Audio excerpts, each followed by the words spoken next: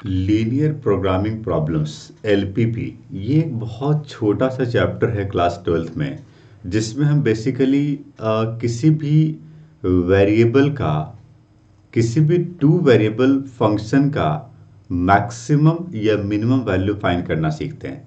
और बेसिकली इसका application manufacturing industries में होता है। हम किसी इंडस्ट्री में कोई प्रोडक्ट बना रहे हैं तो उसका मिनिमम कॉस्ट कैसे फाइंड करेंगे, उसमें मैक्सिमम प्रॉफिट कैसे फाइंड करेंगे, इन चीज़ों को फाइंड करने के लिए हम एलपीपी को यूज करते हैं। तो एलपीपी का बेसिक्स क्या है पहले वो समझो। एलपीपी के क्वेश्चन को किन स्टेप्स से सॉल्व करना है वो समझो, और इसमें कुछ इंपॉर्टेंट टर्म्स है उसके बारे में जानना है। बहुत आसान छोटा सा चैप्टर है, आप कॉन्सेंट्रेट करिए, आपको पूरी बात समझ में आएगी। सो एलपीपी के किसी भी प्रॉब्लम में सबसे पहले आपके पास कुछ इनइक्वलिटी होना चाहिए टू वेरिएबल में। We must have few inequality in two variable. Like मान लो मेरे पास एक इनइक्वलिटी है a1x plus b1y is less than c1। दूसरा इनइक्वलिटी मेरे पास है a2x plus b2y is less than c2। और हमसे कहा जा रहा है कि इन दोनों इनइक्वलिटी में एक ऐसा पॉइंट फाइंड करो जिससे कि इसका जो z है वो मैक्सिमम हो जाए, और z यहां पर है a3x प्लस b3y। तो किसी भी क्वेश्चन में ये दो चीजें गिवन होनी चाहिए, और नहीं है तो आप वर्ड प्रॉब्लम को, ये स्टेटमेंट को पढ़ करके इन दो चीजों को पता करोगे। This is the step one in every question कि इनइक्वलिटी एंड जेड आपको पता होना चाहिए। अब जेड क्या है? जेड का मतलब प्रॉफिट हो सकता है, जेड का मतलब रिवेन्यू हो सकता है, जेड का मतलब कॉस्ट हो सकता है, जेड का मतलब पॉपुलेशन हो सकता है, या जेड कुछ भी हो सकता है। जिस वैल्यू को मैक्सिमम या मिनिमम प्रूव करना है वो जेड होगा। और यदि ये दोनों चीजें क्वेश्चन में दी गई है तो आपको क्वेश्चन को दो पार्ट में सॉल्व करना है। Part one, that is step one, is to make the graph of linear inequality. तो सबसे पहले स्टेप में हम लीनियर इनइक्वलिटी का ग्राफ बनाएंगे। क्या बनाएंगे? Graph of linear inequalities.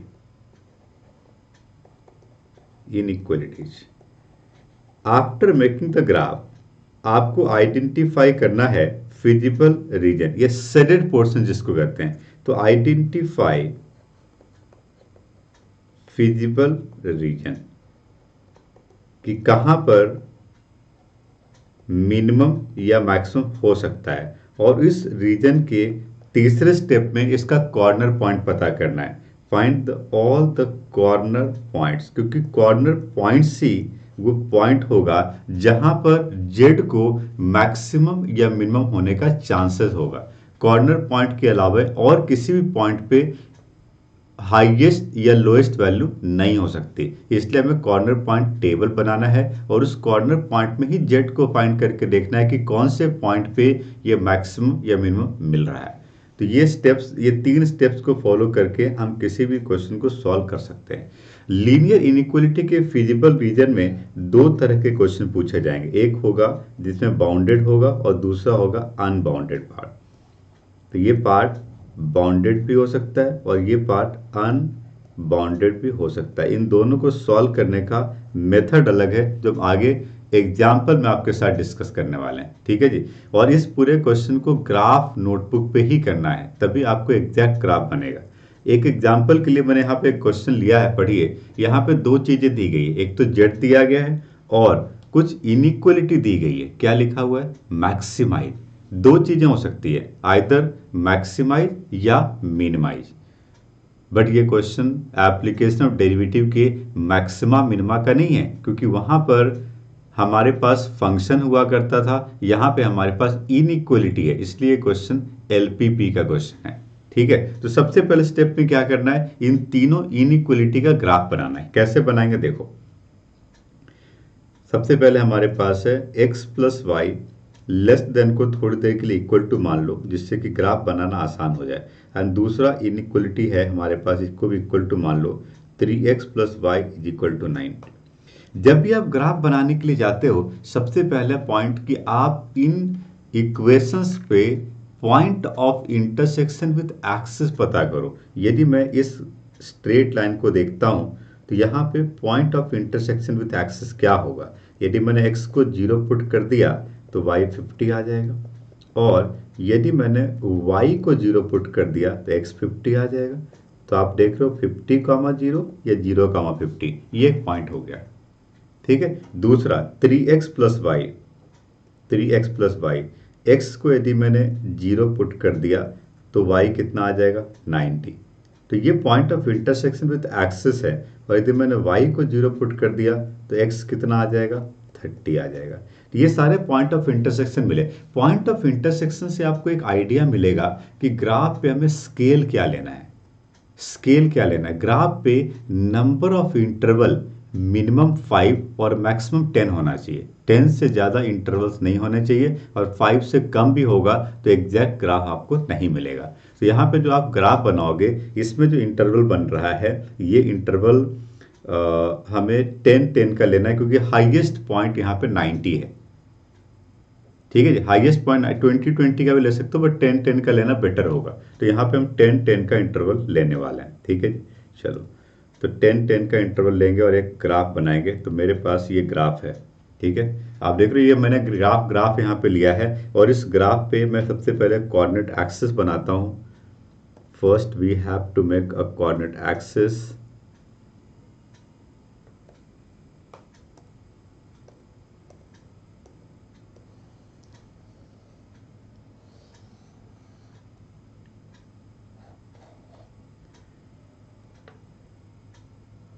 Just a minute, मैं यहाँ पे कोऑर्डिनेट एक्सिस बनाता हूँ। यस, तो कोऑर्डिनेट एक्सिस बनाता हूँ मैं। एक काम करता हूँ, मैं कोऑर्डिनेट एक्सिस में ना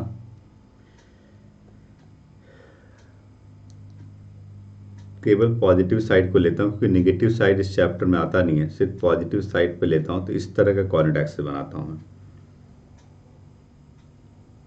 इस तरह का कोऑर्डिनेट एक्सिस बनाता हूँ। इसमें नेगेटिव साइड को नहीं लेते हैं, सिर्फ पॉजिटिव साइड लेते हैं। ठीक है, ऐसा मैंने एक कोऑर्डिनेट एक्सिस बनाया। ये हमारे पास एक्स एक्सिस है और ये वाई एक्सिस है, और ये ओरिजिन है। कोऑर्डिनेट एक्सिस पे हम जो इंटरवल ले रहे हैं 10-10 का इंटरवल ले रहे हैं। तो 1 2 3 4 5 6 7 8 9 10। ओके, तो मैं ऐसा लेता हूँ 10 20 30 40 50 60 70 80 90। Okay, 10 20 30 40 50 60 70 80 and 90। ठीक है, अब आप यहाँ पर देखिए, सबसे पहली बात हमारे पास जो फर्स्ट पॉइंट मिल रहा है 0,50 मिल रहा है। ये देखो फर्स्ट पॉइंट क्या मिल रहा है 0,50, 0,50। ये देखो 0,50 आ गया। सेकेंड पॉइंट हमारे पास मिल रहा है 50,0। ओके, 50,0 3 4 5 50,0। जब इन दोनों को ज्वाइन करेंगे तो फर्स्ट इनइक्वलिटी का ग्राफ बन जाएगा। तो फर्स्ट इनइक्वलिटी का मैंने ऐसा ग्राफ बना लिया। आप इसको स्केल से बनाओगे, मैं भी इसको स्केल से ही बनाता हूँ, नहीं तो एग्जैक्ट नहीं आएगा ये। मैं इसको स्केल से बनाता हूँ एग्जैक्ट।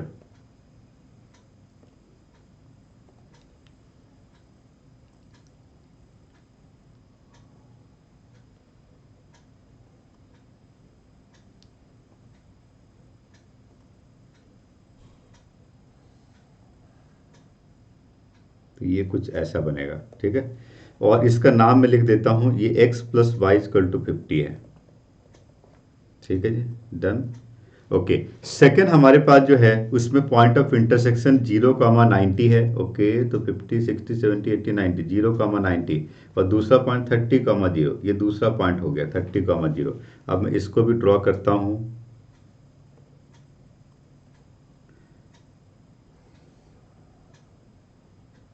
ये हमारी दूसरी लाइन बन गई। ठीक है जी, ये दूसरी लाइन बन गई, और इसका नाम हम लिख देते हैं 3x plus y is equal to 90। ठीक है, राइट। अब देखो इन दोनों लाइन में क्या लिखा हुआ है, लेस देन लिखा हुआ है। क्या लिखा हुआ है दोनों में, लेस देन। तो अब देखो यहाँ पे इंपॉर्टेंट बात है कि how to identify the feasible shaded portion कैसे पता करेंगे। शेडेड पोर्शन पता करने के लिए इनइक्वालिटी के सिंबल को देखो, यदि लेस देन है तो टुवार्ड्स ओरिजिन होगा और ग्रेटर देन होगा तो अवे फ्रॉम द ओरिजिन होगा। और ये कॉन्सेप्ट एक शॉर्टकट आइडिया था, बट बेसिकली हमें करना क्या चाहिए, उस इनइक्वालिटी के उस लाइन के एक तरफ और दूसरी तरफ कि दोनों तरफ के एक एक पॉइंट को पुट करके देखना चाहिए, इससे पता चलेगा कि किस तरफ का पॉइंट सेटिस्फाई होगा। बट यहाँ पे बहुत सिंपल है, शॉर्टकट आइडिया है कि लेस देन का मतलब टुवार्ड्स ओरिजिन है, तो ये दोनों लाइन कह रहा है less than, this line is set less than and this line also set less than मतलब टुवार्ड्स ओरिजिन। और x greater than equal to 0, y greater than equal to 0 क्या कह रहा है, फर्स्ट क्वाड्रेंट। ये जो लास्ट में दो इनइक्वालिटी आप देख रहे हो, ये दो इनइक्वालिटी कह रहा है टुवार्ड्स ओरिजिन, मतलब फर्स्ट क्वाड्रेंट में लेना है और किसी क्वाड्रेंट में नहीं जाना है। तो फाइनली जो शेडेड पोर्शन बनना चाहिए वो ये बनना चाहिए, this should be the shaded portion. तो हमने इसको ग्राफ पे बनाया और ये हमारा शेडेड पोर्शन आ गया, राइट। तो मैंने दो स्टेप कर दिया। पहला स्टेप क्या था हमारा, पहला स्टेप था कि make the graph of the inequality, second step था आइडेंटिफाई द फिजिबल रीजन जो कि शेडेड पोर्शन होता है, एंड तीसरा पार्ट है find the corner points of this shaded part. इस शेडेड पार्ट में जितने भी कॉर्नर्स हैं उन सभी पॉइंट्स को रिप्रेजेंट करो और एक कॉर्नर पॉइंट टेबल बनाओ। तो यहाँ पे है कॉर्नर पॉइंट टेबल, ऐसे बनाऊंगा, कॉर्नर पॉइंट, कॉर्नर पॉइंट इसमें दो कॉलम्स होते हैं और दूसरा जेड हमारे पास है 4x + y, ठीक है। कॉर्नर पॉइंट्स क्या क्या है शेडेड पोर्शन का, एक तो पॉइंट ओ है 0,0, दूसरा पॉइंट ए है, आप देख सकते हो ग्राफ में, इसको मैं लिख सकता हूँ 30,0, ठीक है। तीसरा पॉइंट हमारे पास ये देखो पॉइंट बी है और ये कितना मिल रहा है जी, ये मिल रहा है 20,30, यस। तो पॉइंट बी का कोऑर्डिनेट क्या है 20,30। ये ग्राफ पे ही एग्जैक्ट मिलेगा, यदि आप रफ नोट पे बनाओगे तो एग्जैक्ट नहीं मिल पाएगा आपको, ठीक है जी। और point C, fourth corner point C है जो कि 10, 20, 30, 40, 50 है। तो पॉइंट सी क्या होगा 0,50। तो ये सारे कॉर्नर पॉइंट मिले और इन सभी कॉर्नर पॉइंट्स पे जेड पता करो, इन सभी कॉर्नर पॉइंट पे जेड की वैल्यू पता करो। तो ये हो गया 0 एंड 4 3 जा 20, 120 and 44 multiply 20, 20 multiply 4 80 and plus 30 110 and 50 050, ठीक है। तो आपने देखा कॉर्नर पॉइंट टेबल हमने बनाया और ये हमें वैल्यूज मिली, ठीक है। अब आपसे क्या पूछा गया था, मैक्सिमाइज या मिनिमाइज, पढ़ो क्वेश्चन को, लिखा है मैक्सिमाइज। तो आपको देखना है कि इस जेड की वैल्यू में मैक्सिमम वैल्यू कहाँ पे है, कौन से पॉइंट पे है और क्या है, वही इसका आंसर होगा। तो आप देख रहे हो मैक्सिमम वैल्यू है 120 और कौन से पॉइंट पे है 30,0 पे। तो आप लिख सकते हो therefore the maximum value is 120 at the point 30,0। ये आपका आंसर हो गया। सो आपने देखा, मैंने आपको एक एग्जांपल बताया जिसमें ये बाउंडेड फिजिबल रीजन था, जिसमें कि आपने कॉर्नर पॉइंट फाइंड करके एग्जैक्ट जेड की वैल्यू फाइंड कर ली और उसी टेबल में आपको देखना है कॉर्नर पॉइंट टेबल में कि मैक्सिमम कहाँ पे है, वही इसका आंसर हो गया, ठीक है। एक और एग्जाम्पल आपके सामने रखता हूं मैं, ये देखो एक और एग्जाम्पल मेरे पास है। अब इसमें भी हमारे पास दो इनइक्वालिटी है। मैंने कहा इनइक्वालिटी को छोड़ो, पहले इक्वल टू लगाओ, ग्राफ बनाओ, फिर इनइक्वालिटी से हम आइडेंटिफाई द फिजिबल रीजन करेंगे, सेकंड स्टेप। तो पहला स्टेप हमारे पास है x + 2y = 10, ठीक है। दूसरा हमारे पास है 3x + 4y = 24। याद रखना पॉइंट ऑफ इंटरसेक्शन फ्रैक्शन में नहीं इंटीजर में होना चाहिए, और नहीं हो तो कुछ और पॉइंट लेंगे, हमें दो पॉइंट चाहिए दोनों लाइन पे, ओके। तो यहाँ पे आप देख रहे हो यदि मैं x को 0 लेता हूँ तो y 5 आ जाता है, और यदि मैं y को 0 लेता हूँ तो x 10 आ जाता है, x 10 एंड y को 0 लिया हमने। सेकंड हमारे पास जो लाइन है इसमें यदि मैं x को 0 लेता हूँ तो y = कितना आएगा 6, y = 6, 6 4 जा 24, और यदि मैं y को 0 लेता हूँ तो x कितना आएगा 8 आएगा। तो ये जो पॉइंट्स आपको मिल रहा है 5, 10, 6, 8, इससे हमें पता चल रहा है कि हमें स्केल क्या लेना है ग्राफ पे। तो हमें स्केल यहाँ पे हम 2 का स्केल भी ले सकते हैं और 1 का भी ले सकते हैं। 2 लेना बेटर होगा। ठीक है, तो अब मैं यहाँ पे ग्राफ बनाऊंगा। ये हमारे पास ग्राफ है और इसके ऊपर मैं कोऑर्डिनेट एक्सिस बना लेता हूँ। कोऑर्डिनेट एक्सिस में जनरली इस पूरे चैप्टर में x greater then 0 and y greater then 0 दिखा होता है, जिस वजह से कि हमें फर्स्ट कोऑर्डिनेट का ही ग्राफ बनाना है, बाकी कोऑर्डिनेट पे जाना ही नहीं है। लीनियर प्रोग्रामिंग में नेगेटिव x और नेगेटिव y एक्सिस बनाने की जरूरत नहीं पड़ती है। ठीक है, अब आप देखिए यहाँ पर हमारे पास जो मैक्सिमम पॉइंट है 10 है, तो मैं इसको लिखता हूँ 2 4 6 8 10। ओके, यहाँ पे 2 4 6 8 10। ठीक है, फर्स्ट पॉइंट हमारे पास है 0,5, तो 2 4 5 और 10,0 10,0 इसको ज्वाइन करता हूँ, फर्स्ट स्ट्रेट लाइन बनेगी। ध्यान से सुनिएगा, यहाँ पर इस तरह से मैं इसका एक स्ट्रेट लाइन बना रहा हूँ। This is the straight line. तो ये बन गया x plus 2y is equal to 10। ठीक है, सेकेंड हमारे पास है पॉइंट्स, देखो y इक्वल टू 6 हमारे पास है, 2 4 6 हो जाएगा और x इक्वल टू 8 हमारे पास है, ये 8 हो जाएगा। तो मैं एक और लाइन यहाँ पे बनाता हूँ।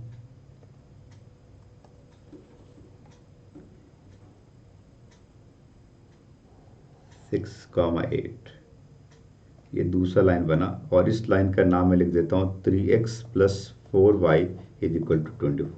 अब ये ग्राफ थोड़ा सा चैलेंजिंग है, बड़े ध्यान से समझना। लेस देन और ग्रेटर देन का ध्यान रखना। सबसे पहली बात, फर्स्ट लाइन है x plus 2y greater than मतलब अवे फ्रॉम द ओरिजिन। तो x प्लस 2y क्या कह रहा है? अवे फ्रॉम द ओरिजिन, ये कह रहा है अवे फ्रॉम द ओरिजिन। ठीक है, और दूसरी लाइन जो है लेस देन है, तो ये क्या कह रहा है? Towards origin. तो इसका मतलब ये छोटा सा जो पार्ट है ये फिजिबल रीजन बनेगा। ये देखो, ये छोटा सा पार्ट, ये छोटा सा पार्ट फिजिबल रीजन हो। क्यों? क्योंकि एक लाइन कह रहा है ग्रेटर देन और दूसरा कह रहा है लेस देन। तो this is the very small feasible region in this question. और इसमें यदि मैं कॉर्नर पॉइंट देखता हूं तो point A, point B and point C, ये 3 कॉर्नर पॉइंट्स है। तो अब इसमें जब फिजिबल रीजन है, पता फिजिबल रीजन बड़ा भी हो सकता है, छोटा भी हो सकता है, और वही रीजन है जहां पे मिनिमम वैल्यू आने का चांसेस है, क्योंकि इस क्वेश्चन मिनिमम पूछा गया है। तो अब यहाँ पे आप एक कॉर्नर पॉइंट टेबल बनाओगे, कॉर्नर पॉइंट, और उस कॉर्नर पॉइंट के रेस्पेक्ट में उसकी जेड की वैल्यू क्या होगी। यहाँ पे जेड है 200x प्लस 500y। ठीक है, सो यहाँ पे 3 कॉर्नर पॉइंट है। पहला कॉर्नर पॉइंट ए है, जिसको मैं लिख सकता हूँ 40,30, 40,30। ठीक है, एंड दूसरा कॉर्नर पॉइंट बी है, जिसका कॉर्नर आप देख रहे हो 0,60 है, एंड तीसरा कॉर्नर पॉइंट सी है, जो कि 0,50 है। ठीक है, 0,60, यस 240, और ठीक है 60 और 0,50 बिल्कुल सही है।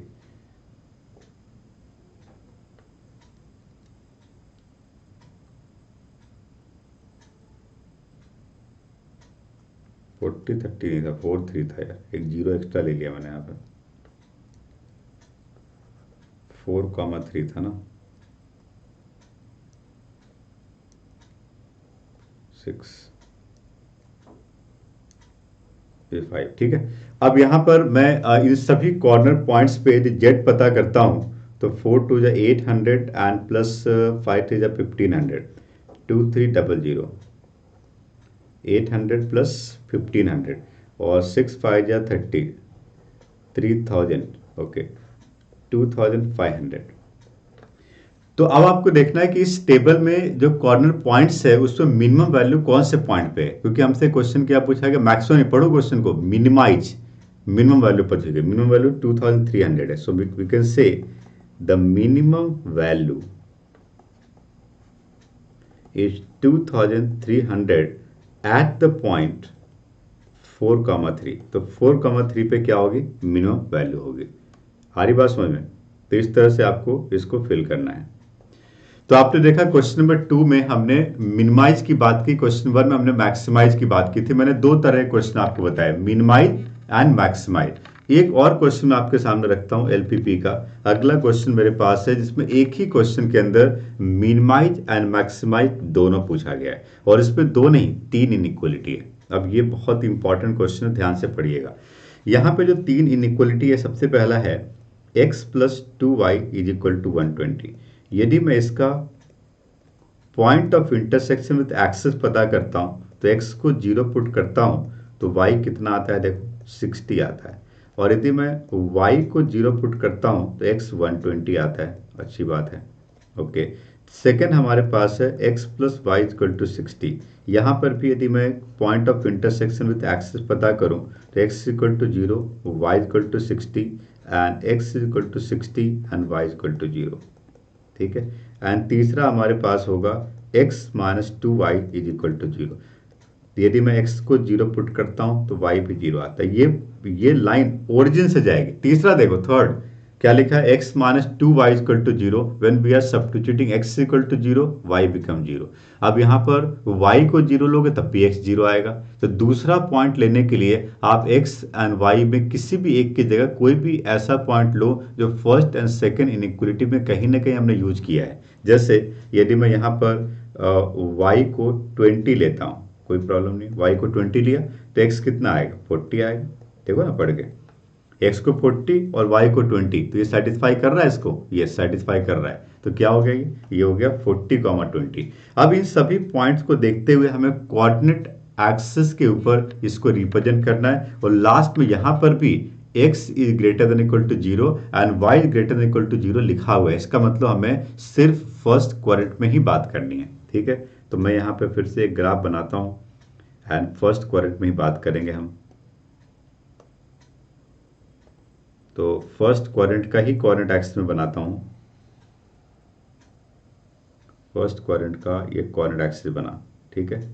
अब इस कोऑर्डिनेट एक्सिस पे आप देखिए कि हाईएस्ट पॉइंट क्या है, हाईएस्ट पॉइंट क्या है, 120 है।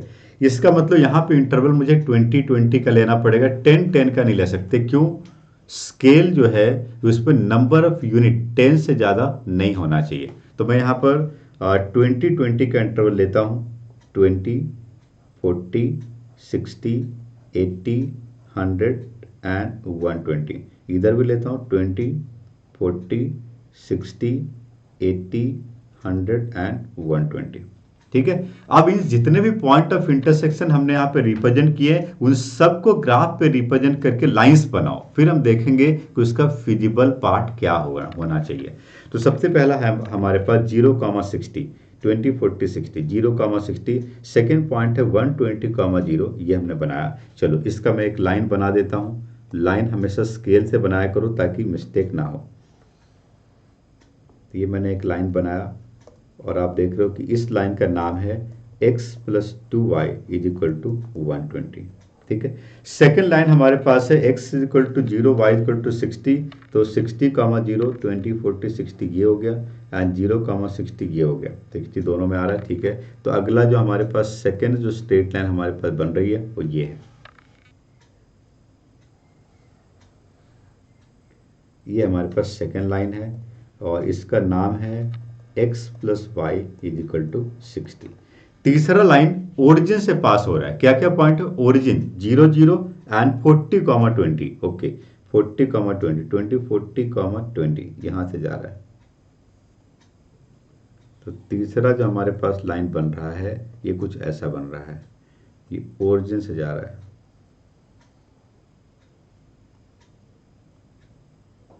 (40,20), ठीक है।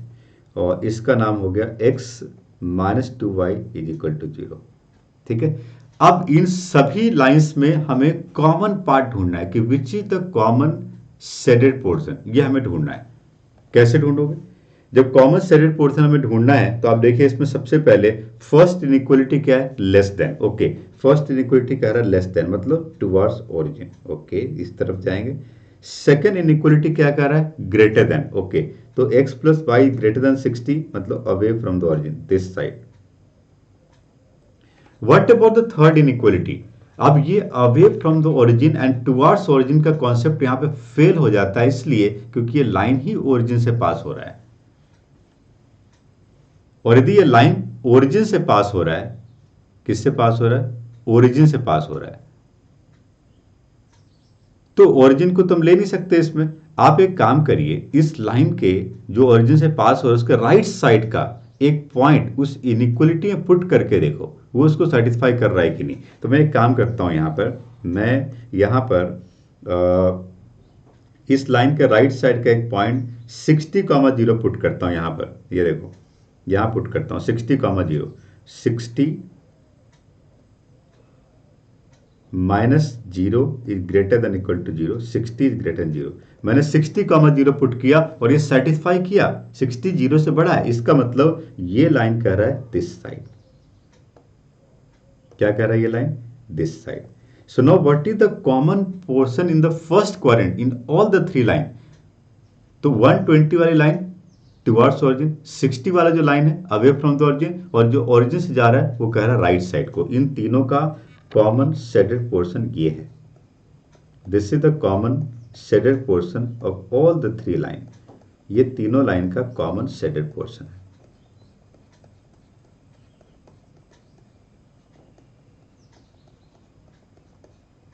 This is the common shaded portion. अभी जो शेडेड पोर्शन है इसमें आप देखिए कि कॉर्नर पॉइंट्स क्या क्या है। सबसे पहला कॉर्नर पॉइंट आप देख रहे हो यहाँ पे 20, 40, 60, ये 60,0 है। दूसरा कॉर्नर पॉइंट बी है जिसको मैं कह सकता हूँ 120,0, ठीक है। तीसरा कॉर्नर पॉइंट सी है, देखो 20, 40, 60 एंड कॉमा 40, तो 60, 40, 60 एंड 40, 60 एंड चेक करना पड़ेगा सही आ रहा है कि नहीं। ओहो, सिर्फ 40 नहीं है जी, 30 है। ग्राफ देखो ना, 30 आ रहा है, 60,30, तो 60,30, हाँ ठीक है, 60, 30, यस। एंड पॉइंट डी का जो कॉर्डिनेट होगा वो क्या होगा, तो 40,20 होगा, 40,20 होगा ना, 40, 20, यस। सो ये मिल गया हमारे पास कॉर्नर पॉइंट। अब मैं कॉर्नर पॉइंट टेल, इसी देखो इस क्वेश्चन में मिनिमाइज मैक्सिमाइज दोनों पूछा गया है, तो अगेन आइडिया सेम है, कॉर्नर पॉइंट बनाओ और जेड की वैल्यू उन सभी कॉर्नर पॉइंट पे पता करो, ठीक है। तो कॉर्नर पॉइंट हमारे पास पॉइंट ए है विच इज 60,0, कॉर्नर पॉइंट हमारे पास पॉइंट बी है which is call 120,0, corner point हमारे पास पॉइंट सी है विच इज वी कैन से 60,30, एंड कॉर्नर पॉइंट हमारे पास डी है विच इज कॉल्ड 40,20, ठीक है। अब इस सभी कॉर्नर पॉइंट्स पे मैं जेड पता कर देता हूं, तो 6, 5 या 30, ये हो गया 300, ठीक है। 120 मल्टीप्लाई 50, 600, ओके, 300 और 300 ये भी कितना हो गया 600, ठीक है।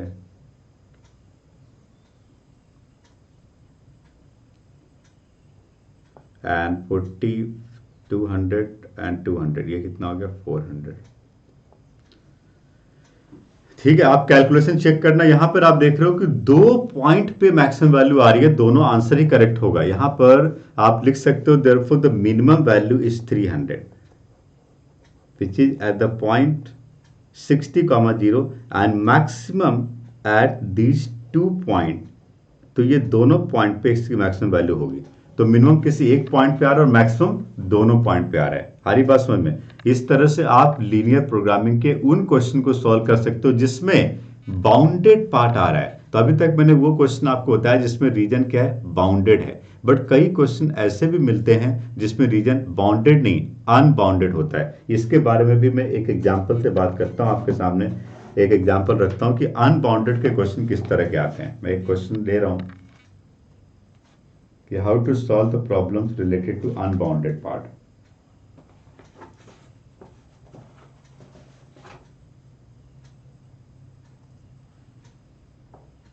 यस, तो मेरे पास एक क्वेश्चन है अनबाउंडेड के ऊपर। अब देखो, मैं यहाँ पे लेता हूँ, मेरे पास एक क्वेश्चन है, मिनिमाइज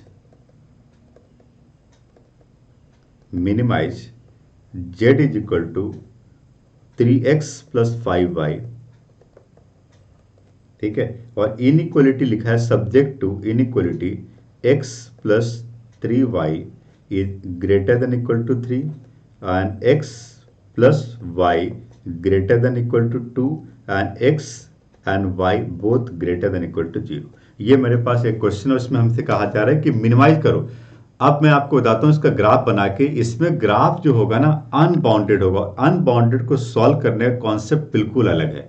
आप ध्यान से इसको सुनिएगा कि अनबाउंडेड में हमें करना क्या है। सबसे पहला स्टेप कि हम इनइक्वलिटी बनाते हैं, x प्लस ग्राफ बनाते हैं, x plus 3y equal to 3 है। इसमें पॉइंट ऑफ इंटरसेक्शन पता करो, x को 0 लिया तो y 1 आ गया, और जब y को 0 लिया तो x 3 आ गया, ठीक है। दूसरा हमारे पास है x plus y is equal to 2, okay. तो आप देख सकते हो x इज इक्वल टू 0 लेने से y 2 आ रहा है, और जब y इज इक्वल टू 0 लिया जा रहा है तो x 2 आ रहा है, ठीक है। अब मैं इसका ग्राफ बनाता हूँ। सबसे पहले मैं इसका ग्राफ बनाता हूँ। आप देखिए इसका ग्राफ कैसा बनेगा। आपको यहाँ पे कॉन्सेंट्रेट करना है, क्योंकि अब जब मैं क्वेश्चन आपको बता रहा हूँ ये अनबाउंडेड के ऊपर है।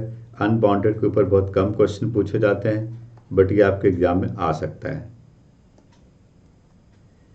ठीक है। x और ये y हो गया, ये ओरिजिन हो गया। अब यहाँ पर आपको स्केल क्या लेना है, मैक्सिमम पॉइंट 3 है, तो स्केल यहाँ पे हाफ हाफ का ले सकते हो आप लोग।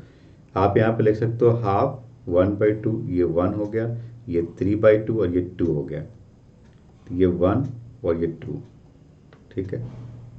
और x की मैक्सिमम वैल्यू 3 है, तो ये देखो ये 1 हो गया, ये 2 हो गया, और ये 3 हो गया। ऐसा स्केल लेना पड़ेगा, और इस तरफ भी ये 3 हो गया। सो ये हमने 1 2 3 लिया, ठीक है। अब आप देखिए कि इन पॉइंट को रिप्रेजेंट करना। सबसे पहला पॉइंट है हमारे पास x equal to 0, y equal to 1, y equal to 1 and x equal to 3। एक लाइन बनाता हूं मैं, y equal to 1 and x equal to 3 से, y equal to 1 and x equal to 3।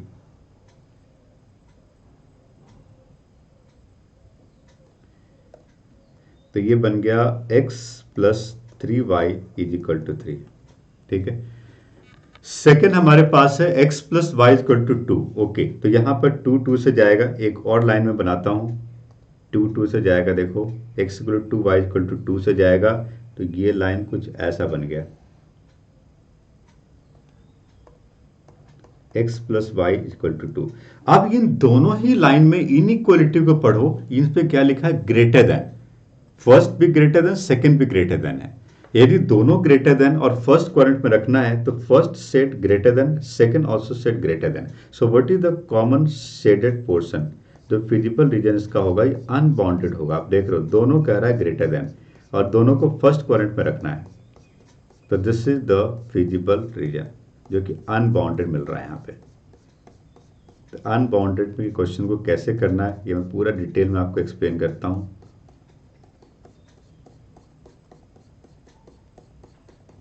Unbounded को सॉल्व करने का आइडिया थोड़ा सा अलग है, ठीक है। तो सबसे पहले हमें ये देखो मिला अनबाउंडेड फिजिबल रीजन। अब इसमें ये जो शेडेड पोर्शन है इसमें कॉर्नर पॉइंट पता करो, यहां तक तो सेम है, यहां पर कॉर्नर पॉइंट पता करो, कॉर्नर पॉइंट, एंड इस कॉर्नर पॉइंट पे z की वैल्यू पता करो। z हमारे पास है 3x plus 5y। Corner point के बाद भी हमें काम करना पड़ेगा इसमें, तो आप देख सकते हो यहाँ पे हमारे पास एक पॉइंट A है, दूसरा पॉइंट B है, तीसरा पॉइंट C है। 3 कॉर्नर पॉइंट आ रहा है। पॉइंट A का कॉर्नर में ले सकता हूँ 3,0, पॉइंट B का कॉर्नर लिया जा सकता है 3/2, 1/2, 3/2, 1/2, ठीक है। एंड पॉइंट C का कॉर्नर आप देख रहे हो यहाँ पर लिखा जा सकता है 0,2, ठीक है। तो ये 3 कॉर्नर पॉइंट्स, और तीनों कॉर्नर पॉइंट्स पे मुझे ये वैल्यू पता करनी है। तो ये 3 3 जा 9 हो जाएगा, और ये 3 3 जा 9/2 एंड प्लस 5/2, 9/2 प्लस 5/2 है ना, 9 प्लस 5 14/2 7 होगा, और ये हो गया 5 2 10। हमसे क्वेश्चन क्या पूछा था, मिनिमाइज। बट जब भी कोई क्वेश्चन अनबाउंडेड के ऊपर आता है तो आपको ये बात जरूर चेक करनी पड़ेगी कि अनबाउंडेड में कहीं और तो नहीं हो रहा है पॉइंट। और इस बात को चेक करने के लिए आप एक और ग्राफ यहां पे बनाओगे। यहां पे लिखना पड़ेगा since the feasible region is unbounded. ध्यान से सुनिएगा, then when the feasible region is unbounded we have to make a graph for z क्या था 3x प्लस 5y, और मिनिमम वैल्यू क्या है 7। तो 3x plus y less than 7, इसका एक और ग्राफ बना। क्या 7 से छोटा भी हो सकता है, चेक करना पड़ेगा। z क्या था, पढ़ो, z क्या है 3x प्लस 5y, और मिनिमम वैल्यू क्या मिल रही है 7 मिल रही है। तो आपको चेक करना है कि 3x प्लस 5 क्या 7 से छोटा भी हो सकता है, लेस देन 7, ये बात हमें चेक करनी पड़ेगी। इसके लिए हमें एक और ग्राफ डॉटेड लाइन से बनाना है, क्योंकि इसमें इक्वल टू नहीं, सिर्फ लेस देन है। तो 3x plus 5y less than 7, इसके लिए आप ग्राफ बनाओगे तो अप्रॉक्सीमेट मैं लेता हूं, यदि y को 0 लिया तो x आ रहा है 7/3, मतलब 7/3 मतलब 2 पॉइंट समथिंग। और यदि मैं y को 0 लेता हूँ, x को 0 लेता हूँ, तो y 7/5 1 पॉइंट समथिंग, और यहाँ पे पॉइंट B सेटिस्फाई कर रहा है। तो जब भी इस तरह का ग्राफ बनता है, ये पॉइंट B से पास होगा, ये पॉइंट B को सेटिस्फाई कर रहा है, और इस तरह का एक डॉटेड लाइन बनेगा।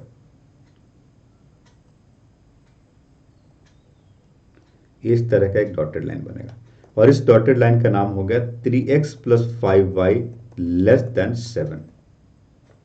ठीक है, लेस देन मतलब क्या हो गया, लेस देन मतलब हो गया टुवर्ड्स ओरिजिन। तो ये कह रहा है इस तरफ। आपको देखना है कि जो फिजिबल रीजन का ग्राफ था और अब जो नया ग्राफ बना रहे हो, क्या इन दोनों ग्राफ में कुछ कॉमन पॉइंट है। If there is no common point in both the graph, the our answer is 7 only. और यदि इसमें कुछ कॉमन पॉइंट होगा तो वो इसका आंसर हो जाएगा। तो आप देख रहे हो कि फिजिबल रीजन का जो शेडेड पोर्शन था और अब जो आपने शेडेड पोर्शन बनाया, उसमें कोई भी कॉमन पॉइंट नहीं है, वो उस तरफ और ये इस तरफ है। There is no common point, क्योंकि दूसरा ग्राफ हमने डॉटेड लाइन से बनाया, तो point B is not the common in both.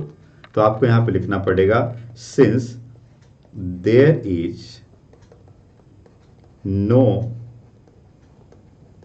Common point in feasible reason